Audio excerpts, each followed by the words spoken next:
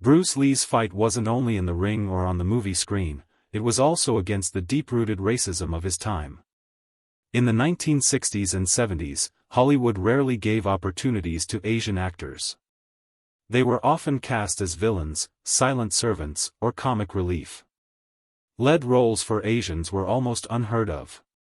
Bruce Lee refused to accept these limitations.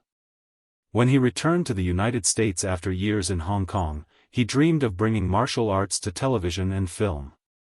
He pitched ideas, including the now famous concept of a wandering martial artist in the American West.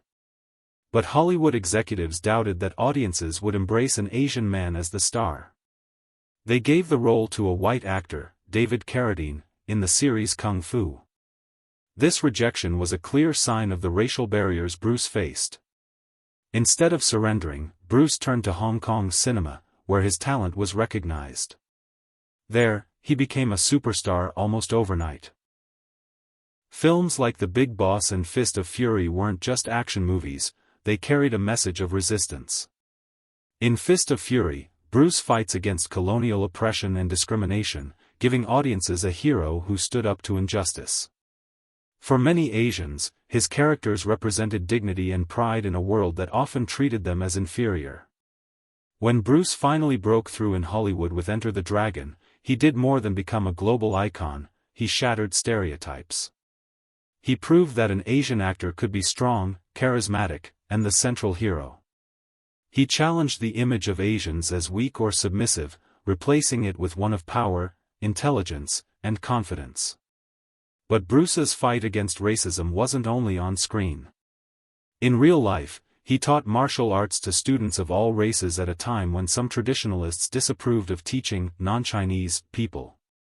Bruce rejected these prejudices, believing that martial arts belonged to everyone, not just one culture or race.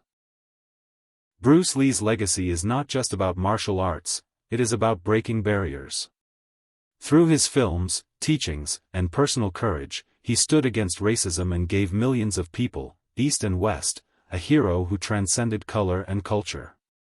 In his own words, "Under the sky, under the heavens, there is but one family. It just so happens that people are different." When he first tried to break into American television, Bruce faced direct discrimination.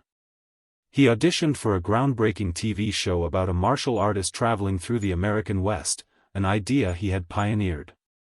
However, Hollywood executives believed audiences wouldn't accept an Asian lead and instead gave the role to a white actor, David Carradine, in the series Kung Fu. Rather than being discouraged, Bruce used this as motivation to prove them wrong. Returning to Hong Kong, Bruce became a superstar.